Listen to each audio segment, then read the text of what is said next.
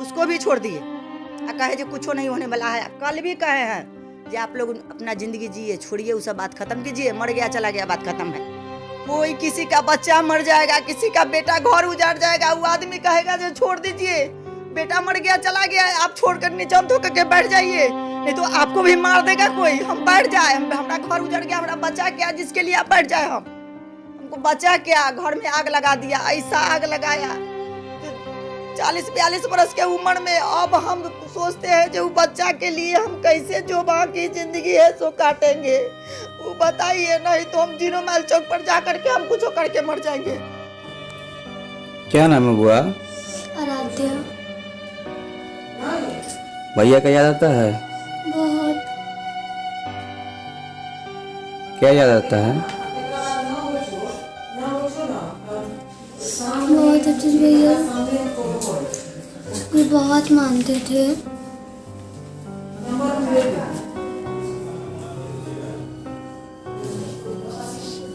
कोई बात याद करना है भैया का?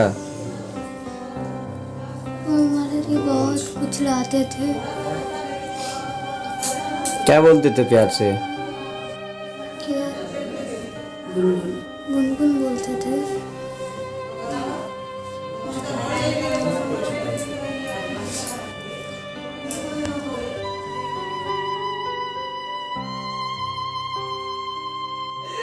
के बोट कर दे लेके हमरा मन में लगले ना गेले बेटा। को देव गाड़ी किन दे, गाड़ी किन दे के मम्मी आज गाड़ी किन हो गया। अभी तो साथी जिस नो दे भाई हमारे बेटा, हमारे सब कुछ लेकर चले गए। हमारे बेटा गाड़ी, हमारे बेटे दुश्मन मार दे लग।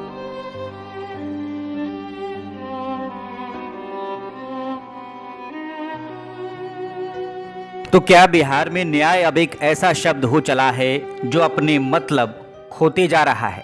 बिहार में हुकूमत के रहनुमा जाति के आधार पर तय होते हैं, लेकिन जातिवाद का ये जहर आज नीतीश जी के सो कॉल्ड सुशासन के प्रशासन में किस कदर फैल गया है, इसकी बानगी हम आज आपको इस वीडियो में दिखाएंगे कि कैसे बिहार में न्याय और इंसाफ नाम की चिड़िया समानता का अधिकार देने वाले संविधान के रहते हुए जातिवाद की गुलाम हो गई है।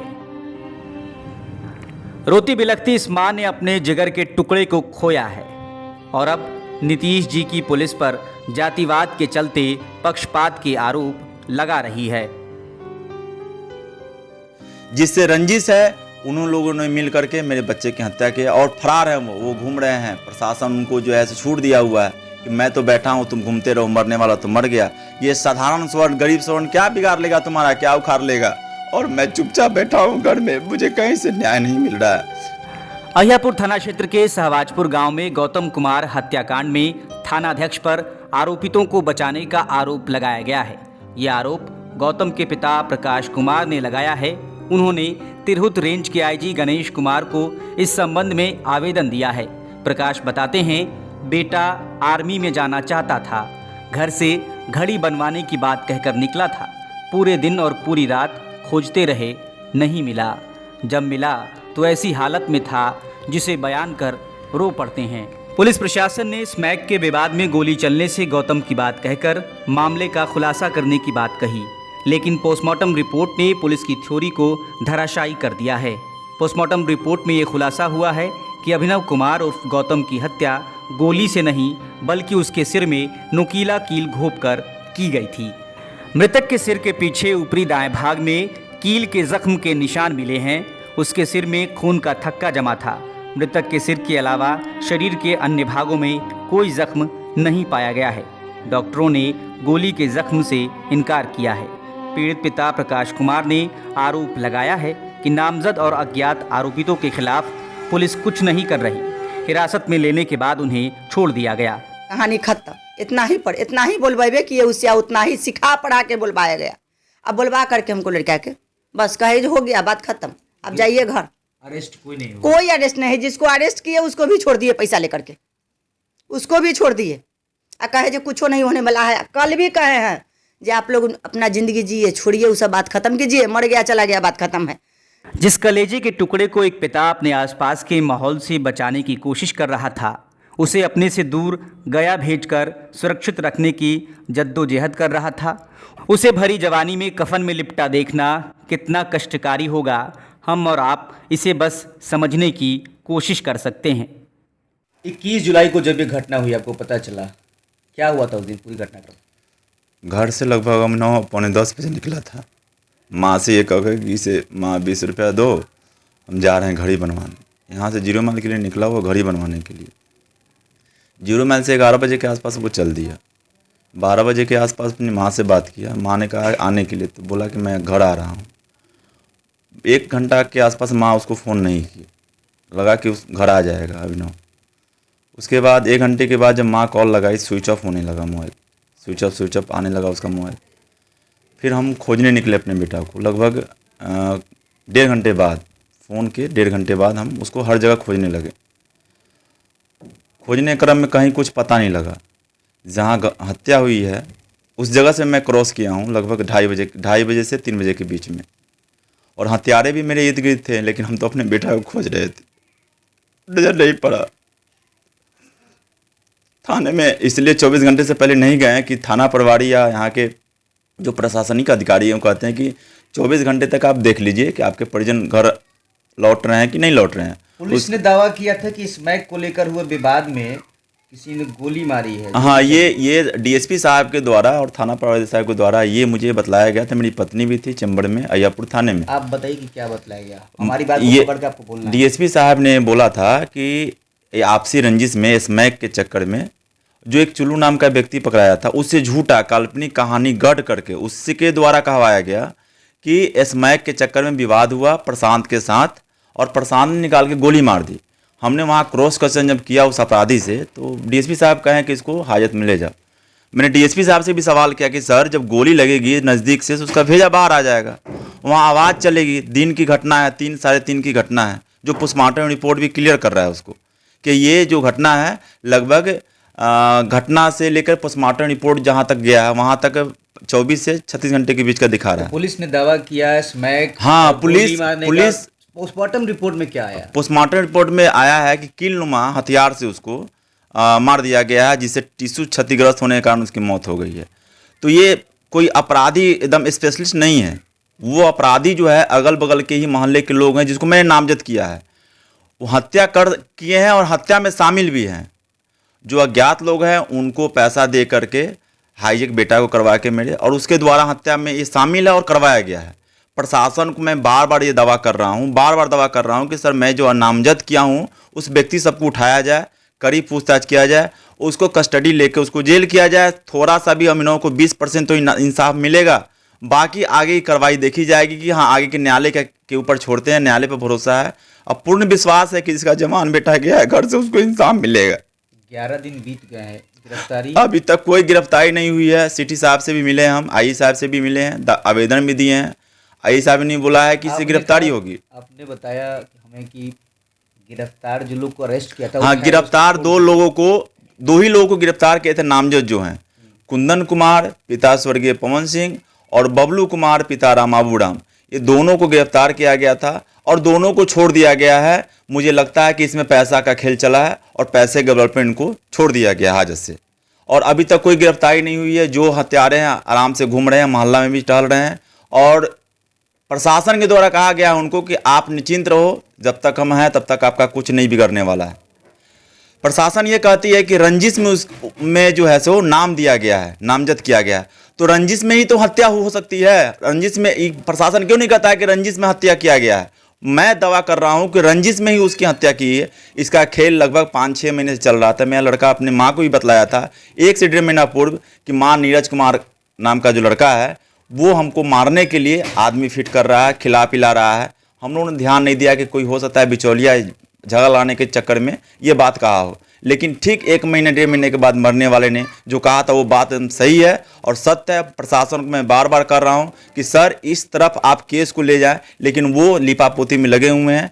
केस को काल्पनिक घटना बतला करके केस को रफा दफा करने के चक्कर में की कुछ वजह समझ में आ रही है। जात पक्ष से जो ग्रसित हैं हमारे जो भी प्रशासनिक अधिकारी हैं यहाँ पे, वो एक पक्ष कार्रवाई कर रहे हैं, द्विपक्षीय कार्रवाई नहीं कर रहे हैं ताकि दोनों को इंसाफ मिल सके। अगर मान ली वो निर्दोष है, उसके साथ जो है पूछताछ करें, उसको उठा के थाने में लाएं, वरीय अधिकारी के द्वारा पूछताछ किया जाए। मुझे थाना पे विश्वास नहीं है, निचले अधिकारी से कोई विश्वास नहीं है कि ये लोग न्याय हमें देंगे। डीएसपी आरोपियों जो आरोपी जी, आरोपी जो व्यक्ति हैं, उनके परिवार के साथ जो है पता जी। चला कि डीएसपी बात हुई है। जी, डीएसपी साहब से उन्होंने जब बात किया तो बोले कि ये मुझे पता है कि रंजिश में आप लोग का नाम दे दिया गया है, आप लोग निश्चिंत रहिए, मैं हूँ।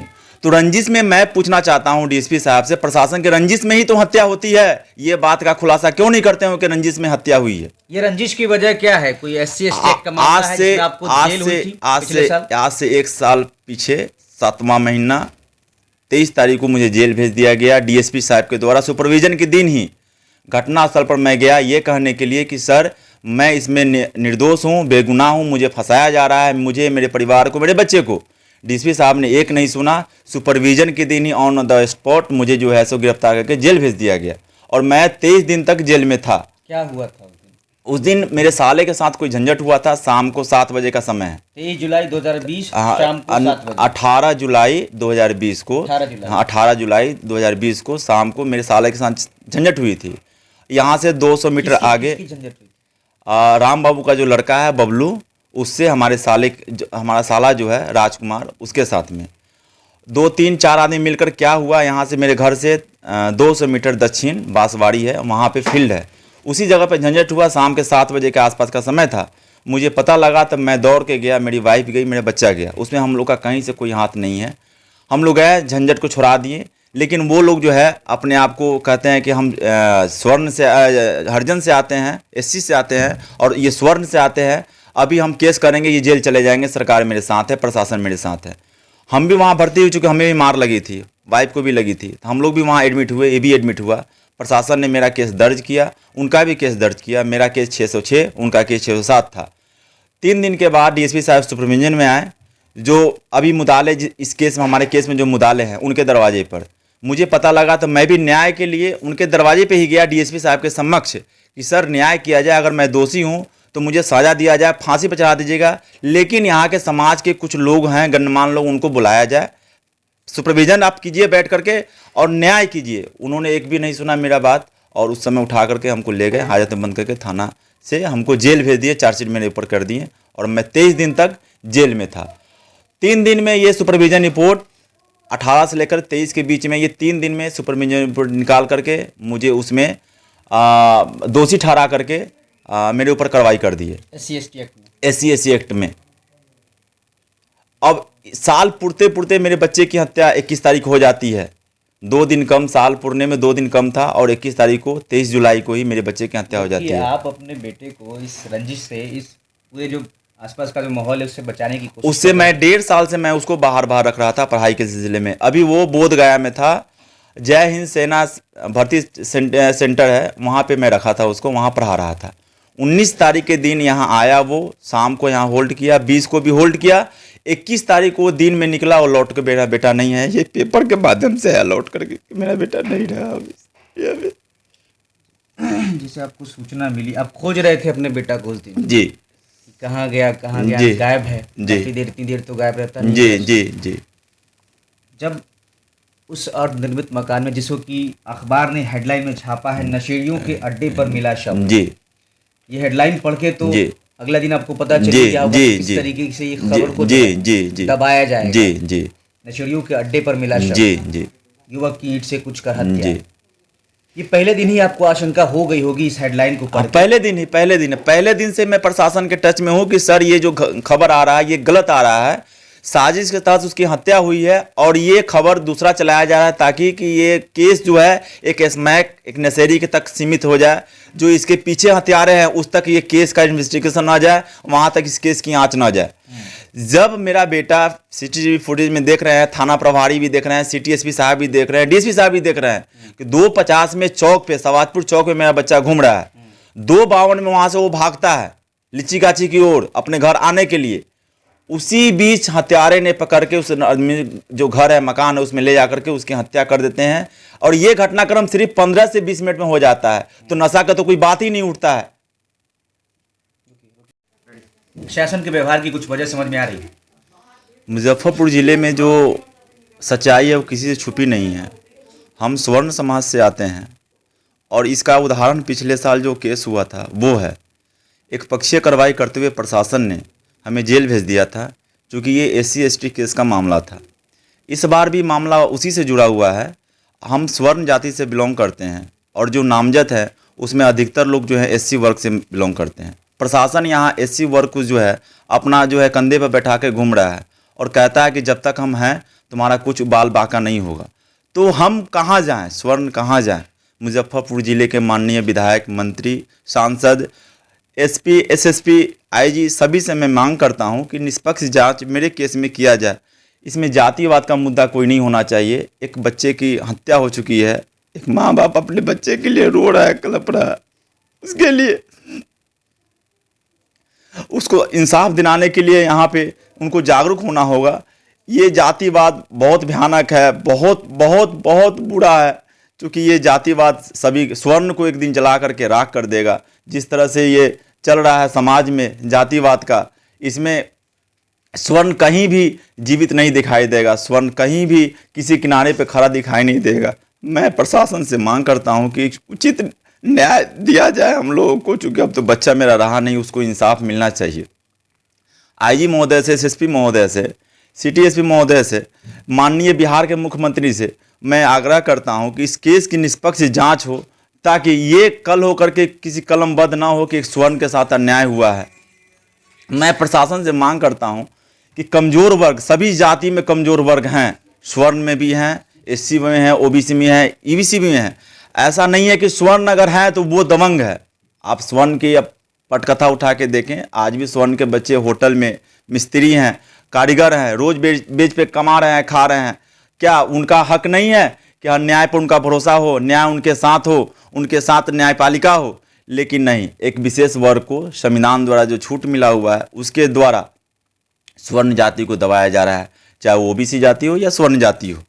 अब हम ये कहते हैं प्रशासन से कि मेरा जो बच्चा मरा है इसका इंसाफ आपके द्वारा मिलना चाहिए, नहीं तो आगे भी हम जा कर के आंदोलन करेंगे। न्याय जो है मिलना चाहिए, इंसाफ मिलना चाहिए, सच्चाई सामने आना चाहिए।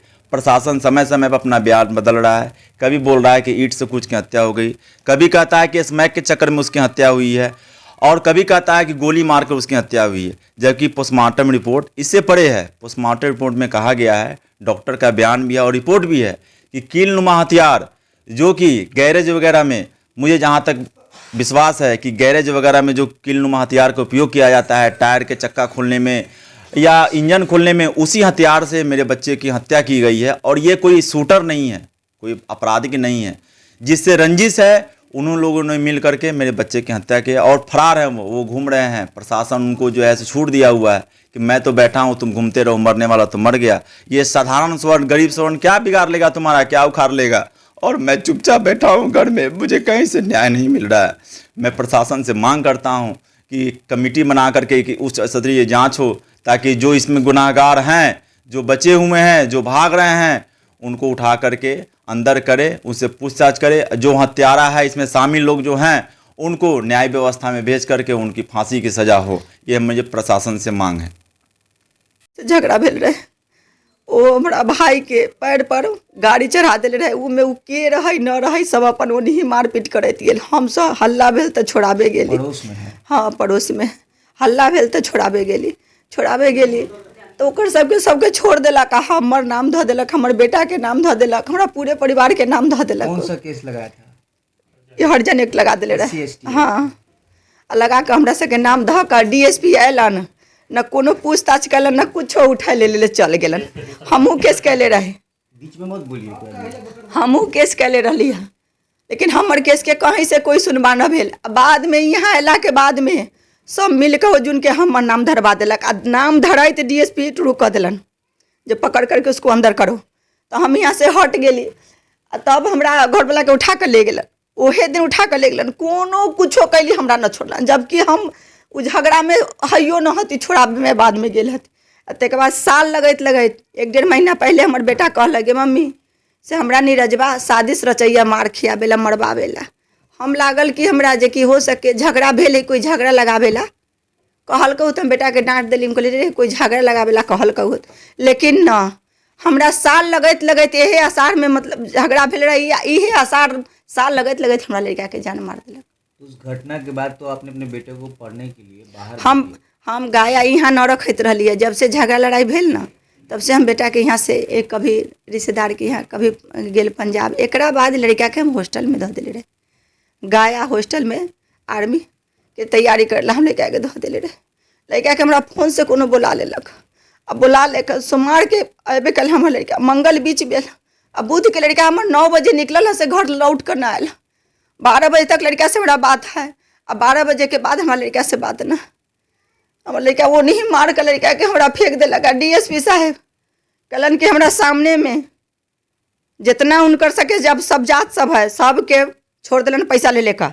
हाँ राम नरेश पासवान कलन। हाँ हमारी जो कोई थाना प्रभारी कौन राम है, हाँ वो कलन। हाँ हमरा सामने में थाना प्रभारी से क्या पता चला, क्या बोले? वो बोले कि जे आपके बच्चा के नासा के चक्कर में झगड़ा हुआ, गोली मार दिया, खत्म हो गया, कहानी खत्म। इतना ही बोलवाए कि उससे उतना ही सिखा पढ़ा के बोलवाया गया। अब बोलवा करके हमको लड़का के बस कहे हो गया, बात खत्म, अब जाइए घर। अरेस्ट कोई नहीं हुआ? कोई अरेस्ट नहीं है। जिसको अरेस्ट किए उसको भी छोड़ दिए पैसा लेकर के, उसको भी छोड़ दिए। कहे जो कुछ नहीं होने वाला है। कल भी कहे हैं जे आप लोग अपना ज़िंदगी जिए, छोड़िए, वो सब बात खत्म कीजिए, मर गया चला गया, बात खत्म है। कोई किसी का बच्चा मर जाएगा, किसी का बेटा घर उजाड़ जाएगा, वो आदमी कहेगा जो छोड़ दीजिए, बेटा मर गया चला गया, आप छोड़कर नीचे धो करके बैठ जाइए, नहीं तो आपको भी मार देगा कोई। हम बैठ जाए, हमारा घर उजड़ गया, हमारा बच्चा क्या जिसके लिए आप बैठ जाए। हमको बच्चा क्या, घर में आग लगा दिया, ऐसा आग लगाया जो 40-42 बरस के उम्र में। अब हम सोचते हैं जो बच्चा के लिए हम कैसे जो बाकी जिंदगी है सो काटेंगे, वो बताइए। नहीं तो हम 0 माइल चौक पर जा करके हम कुछ करके मर जाएंगे, हम उसी जगह आग लगा के मर जाएंगे अगर जो हमको नहीं न्याय मिला तो। ये क्या है, ये दुनिया में क्या है कुछ, जब हम लोगों का कोई उपाय नहीं है, या तो सब खड़ा करके हमको गोली मार दे, हम मर जाएंगे, हमारे पास में अब कुछ नहीं बचा। जो पूंजी था मेरा बड़ा बेटा था, हम उसके लिए कौन बोल नहीं कि बड़ा दुख करके बच्चा को हम पाले। आज हमारा घर है, जिस समय घर नहीं था, जिस समय किराया पर रहते थे, जिस समय खाने के लिए नहीं था, जिस समय हम दूसरे से मांग के बच्चा को खिलाए हुए, उस समय हम बच्चा को कर्जा में सटा करके पाल पोस ली। आई हमारा सब कुछ उजड़ गया। जब बच्चा मेरा कमाने वाला, बहुत शौक था जब मेरा बेटा आर्मी में जाए। कहा मेरा बेटा कि मम्मी से हम आर्मी की नौकरी ले लेबो ना, तू टेंशन ना ले, तू टेंशन ले, हम आर्मी की नौकरी लेके तोरा दिखा देबो। लड़का हमारे तैयारी में गए, लड़का के ना बोला के मरवा दिलक। हम कहाँ जाए से बताइए, अब कहाँ जाए, किसके पास में जाए? थाना पर जाते हैं तो वहाँ से झाड़े खा करके भगा दिया जाता है। कहाँ जाए अब हम?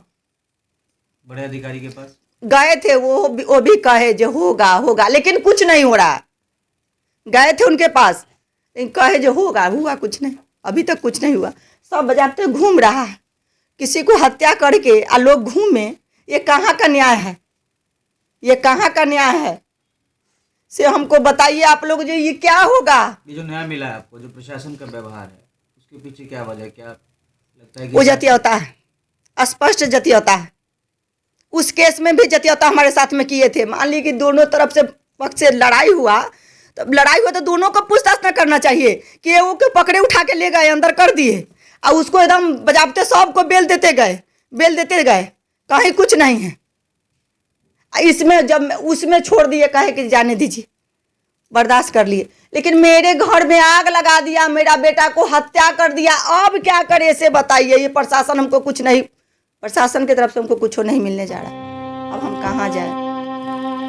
बहुत अच्छे, हमेशा मेरी एक छोटी बहन है, उसको हमेशा उसको गले से लगा के रखते थे। जब भी कुछ कहीं जाते थे तो मेरे लिए भी कुछ लेके आते थे। नहीं, मैंने कभी नहीं सोचा था कि मैं अपने हाथों से अपने भाई की चिता को आग दूंगा। वीडियो के अंत में गुजारिश अपनी बिरादरी से भी रहेगी, यानी पत्रकार बंधुओं से, ऐसे अपने आसपास अन्याय होते हुए मत देखिए। प्रशासन को निरंकुश होते हुए देखकर क्या आपका कलेजा नहीं कचोटता? अरे इनके बदन पर यह वर्दी इन्हें हमारी आपकी सुरक्षा के लिए दी गई है, ना कि दमन, उत्पीड़न और अत्याचार के लिए। इनकी सैलरी हमारे और आपके टैक्स के पैसों से ही आती है। ये जातिवाद का जहर जो फैल रहा है पुलिसिया रौब के सहारे, इसे अगर नहीं रोका गया तो एक दिन ये नासूर बन जाएगा। इसलिए बोलना जरूरी है। वैसे आखिर में आपको याद दिलाना जरूरी है कि मुजफ्फरपुर पुलिस प्रशासन पर जातिवाद का ये कोई पहला आरोप नहीं है। अहियापुर थाना क्षेत्र हो या औराई थाने की पुलिस पर जातिवाद के आरोप, पक्षतापूर्ण रवैये के आरोप लगातार लगते आए हैं। पिछले दिनों आरजेजीपी के राष्ट्रीय अध्यक्ष आशुतोष कुमार ने मुजफ्फरपुर में धरना प्रदर्शन भी किया था।